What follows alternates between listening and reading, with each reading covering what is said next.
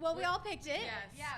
It was actually on our hearts before we even wrote the songs. Like that was the topic that kept coming up over and over as we'd pray. God would say love and war, love and war. And we're like, okay. And every time we would start writing a song, we're like, oh, this is the war piece. Oh, this is the love piece. And it's just, Yeah, I think for us, everybody knows us as the girls who are willing to get out there and say hard things and, fight for what God has for us. And I think this album in particular, we really felt God began to put on our hearts, the reason why you fight, the reason why you stand up for what you believe in is truly because of love. That's it. We fight for love. We die for love. We live for love. Everything needs to flow out of love. And that's really what it came down to on this album. So Love and War just seemed very appropriate. Is this something that's really just a totally different piece of work from the past?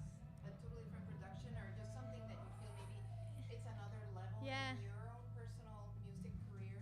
I think it's another level. Oh, yeah. I think it's definitely, I think with everything, you're growing, and the last 2 years has just been a process for us girls to grow. And so I think with that, our music grows as well. But I'm really excited because we've never, I don't think we've ever owned our music as much. So not like we really took ownership of it, and we really said, this is how we want to do it. And we took a lot of time on this album, and we've never really done that before. And even so I'm excited. stylistically and lyrically, there is definitely a difference, but I think it's for the good. Yeah. Are you saying like a depth to it? There is a different depth to it, that really came out of this album. Even musically, there's just a different depth. And we spent way more time in prayer. We spent way more time in the studio. There was just a lot more of our investing our time than we ever have. And really digging in Yeah. to the songs and the lyrics and making sure they were the best they could be. And we'd never done that before.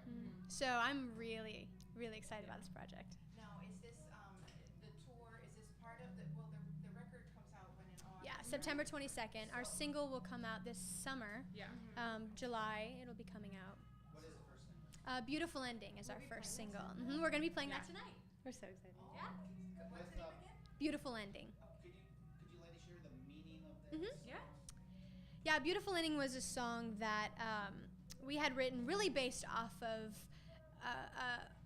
our heart since day one of this ministry. And one of our greatest fears in the midst of all of this, in the midst of ministry, is that, I know this sounds funny, but our greatest fear is that we would miss God in the midst of this. And I know that sounds strange, but you see so many great ministries and so many great ministers, and they work so hard for God that they forget to spend time with God.